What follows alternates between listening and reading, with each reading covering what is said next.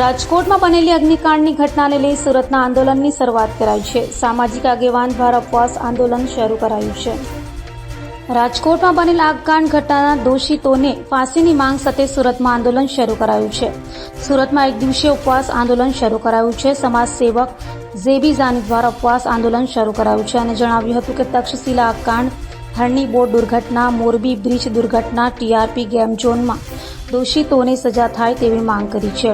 24 કલાક ઉપવાસ આંદોલન કરી ન્યાય મળે તે માટે માંગ કરાઈ છે। અત્યાર સુધી કોઈ પણ આરોપી સજા અપાઈ નથી અને તાત્કાલિક ફાંસીની સજા મળે તેવી માંગ કરાઈ છે। તો આગામી સમયમાં ન્યાય નહીં મળે તો આંદોલન ફરી શરૂ કરાશે તેમ કહ્યું હતું।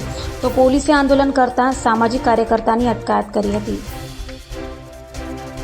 સાહેબ, મારી એક જ લાગણી અને માગણી છે કે હાલના દિવસોમાં જ્યારે ગુજરાતમાં દુઃખદ ઘટના ઘટી હોય અને એ ઘટનાના પડઘા પૂરા વિશ્વમાં ગૂંજતા હોય તો આપણે ગુજરાતી તરીકે એક સામાજિક કાર્યકર તરીકે અમારી ફરજ આવે છે કે અમે જે લોકો આમાં કાળનો કોળિયો બન્યા છે, નિર્દોષ લોકોની જાન ગઈ છે, તેને અમે ન્યાય અપાવીએ અને આમાં દોષિતોને અમારી એક જ લાગણી અને માગણી છે કે એને ફાંસીની સજા થાય।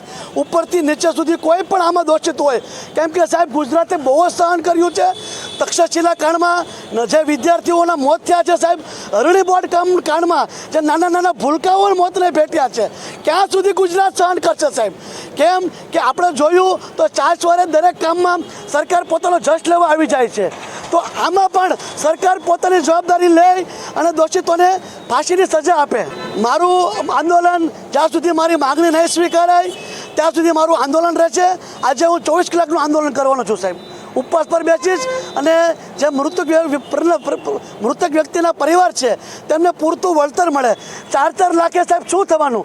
આજે મોંઘવારી છે અને એના સમયે છતાં બી જે લોકો કાળનો કોળિયો બન્યા છે તેને યોગ્ય વળતર આપવામાં આવે અને સુરત શહેરમાં, સુરત મહાનગરપાલિકા દ્વારા જે નાના નાના વેપારીઓ છે તેને પણ હેરાન કરવામાં ન આવે, તેને પણ થોડીક રાહત આપવામાં આવે।